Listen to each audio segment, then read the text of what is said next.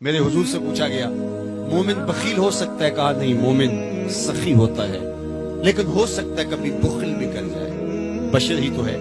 پھر پوچھا گیا مومن بزدل ہو سکتا ہے؟ کہا نہیں، بہادر ہوتا ہے، لیکن ہو سکتا ہے کبھی بزدلی بھی کر جائے۔ بلکہ ایک مقام پہ فرمایا مبخلۃ مجبنۃ، اولاد کے بارے میں فرمایا جب بندے کی اولاد ہو جاتی ہے تو دو خصلتیں آ جاتی ہیں، اولاد بخیل بھی کر دیتی ہے، اولاد بزدل بھی کر دیتی ہے۔ جب بندے کی اولاد نہیں ہوتی اس وقت بڑا دلیر ہوتا ہے، ہر میدان میں ہاتھ ڈال لیتا ہے، اولاد کے بعد تھوڑا سوچنے لگتا ہے۔ تو میرے حضور نے فرمایا مبخلۃ مجبنۃ، اولاد تھوڑی سی بخل بھی پیدا کر دیتی ہے، اولاد تھوڑی سی بزدلی بھی پیدا کرتی ہے۔ تو پوچھا گیا مومن بزدل ہو سکتا ہے؟ کہا دلیر ہوتا ہے، لیکن ہو سکتا ہے کبھی بزدلی بھی کر جائے۔ پھر پوچھا گیا بخیل ہو سکتا ہے؟ کہا سخی ہوتا ہے، لیکن ہو سکتا ہے کبھی بخل بھی کر جائے۔ تیسری بات میرے حضور سے پوچھی گئی مومن جھوٹا ہو سکتا ہے؟ فرمایا جھوٹا نہیں ہو سکتا، یہ طے شدہ بات ہے کہ مومن ہو اور جھوٹا ہو یہ نہیں ہو سکتا۔ میں اور آپ اپنی زندگی میں اتریں، اپنے شب و روز میں اتریں، اپنے کاروبار میں اتریں،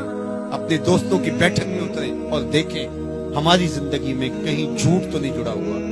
میرے حضور نے تو مومن کی شان بیان کی کہ وہ جھوٹا نہیں ہوتا، اور میرے حضور کا نمایاں وصف صادق اور امین ہے، جس کو کافر بھی مانتے ہیں۔ جب آقا کریم نے کوہ صفا پہ چڑھ کے کہا میں اگر کہوں کہ پہاڑ کی دوسری جانب سے ایک لشکر آ رہا ہے جو تمہیں طاقت و تاراج کر کے رکھ دے گا تو تم میری بات مان لو گے؟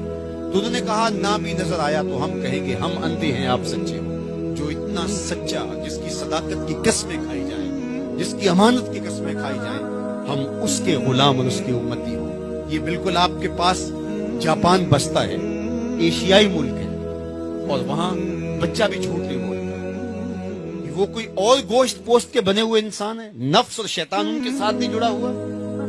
کیا ان کی ضروریات اور ان کی مجبوریاں نہیں؟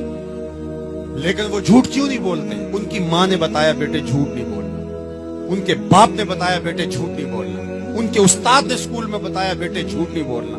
اور ہم کیوں بولے؟ ہمارے نبی نے بتایا جھوٹ نہیں بولنا، ہمارے آقا نے بتایا کہ جھوٹ نہیں بولنا۔ اگر ہم آقا کے سچے غلام ہیں تو ہماری زبان سے جھوٹ نکل ہی نہیں سکتا۔ جب کوئی شخص جھوٹ بولتا ہے حدیث پاک میں آتا ہے اس کے منہ سے بدبو نکلتی ہے، جس سے اللہ کے رحمت کے فرشتے ایک میل دور ہٹ جاتے ہیں، اور اگر وہ پھر جھوٹ بولتا ہے تو فرشتے اور پیچھے ہٹتے چلے جاتے ہیں۔ اب سویر سے لے کر شام تک جھوٹ جھوٹ اور جھوٹ، اور فرشتے کہاں کے کہاں پہنچ گئے۔ رحمت کے فرشتے تو نیڑے ہیں ہی نہیں، تو پھر کاروبار میں بھی بے برکتی ہوگی، گھر میں بھی بے برکتی ہوگی، اس دواجی زندگی میں بھی تلخیاں ہوں۔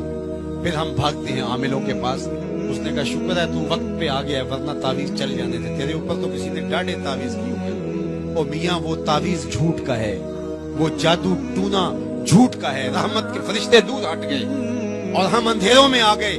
آؤ سچائی کو شعار زندگی بنا لو، رحمت کے فرشتے اپنے نوری پر تان دیں گے تمہارے اوپر، اور تم ایک انوار کے ماحول میں جینا سیکھ لو گے۔ میرے حضور علیہ السلام کا بتایا ہوا دین، میرے حضور کا دیا ہوا شعار حیات، میرے حضور کے دیے ہوئے انداز زندگی، وہ اختیار کر کے ہم ایک پاکیزہ ستھری طیب اور صاف زندگی گزارنے کا تصور حاصل کر کے ایک خوشگوار زندگی